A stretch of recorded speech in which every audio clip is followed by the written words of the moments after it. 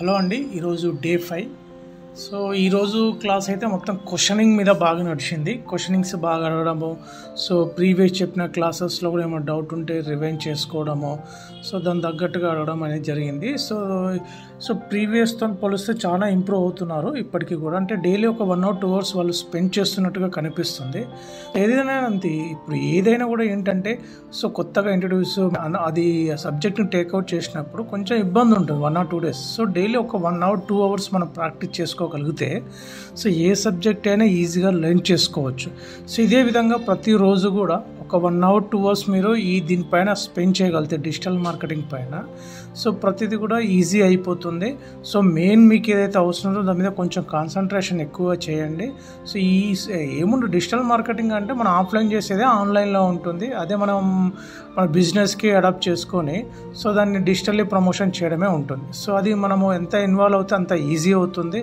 ఎందుకంటే ఈ digital marketing అనగానే సో పెద్ద భయపడుతుంది. సో రెగ్యులర్గా యూజ్ చేసే ప్లాట్ఫామ్స్ ఇవి ఏవైనా కూడా సో ఇవి మన బిజినెస్కి అప్లై చేసుకుని ఎలా ఇంప్లిమెంట్ చేసుకోవాలి డిజిటల్ ప్రమోషన్స్ అని మాత్రమే ఉంటుంది. సో ఈ విధంగా ప్రతిరోజు కూడా క్లాసెస్ అంటే ఆల్మోస్ట్ ఆల్ మనం ఎండుకు వచ్చేసాము. రేపు ఫైనల్ క్లాస్ ఉంటుంది. సో రేపు మొత్తం కూడా రివిజన్ ఉంటుంది, ఇన్ డీటెయిల్గా ఎక్స్ప్లెయిన్ చేస్తాను. సో ఈరోజు అయితే సో అందరు కూడా బెటర్గా విన్నారు అండ్ ప్రతిదీ కూడా డౌట్ కూడా క్లారిఫికేషన్ చేసుకున్నారు.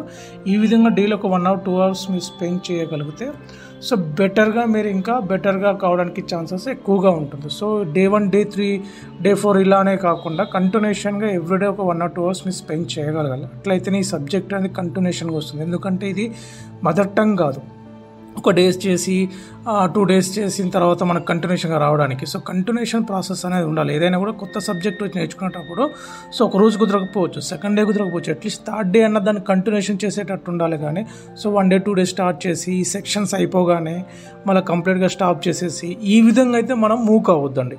ఎందుకంటే మనం నేర్చుకుంది టైం అది చాలా ఇంపార్టెంట్, రైట్? సో మనం నేర్చుకుంది ప్రతిదీ కూడా ఇంప్లిమెంటేషన్లోకి వెళ్ళాలి. అది కంటిన్యూషన్ అనేది కంపల్సరీ ఉండాలి.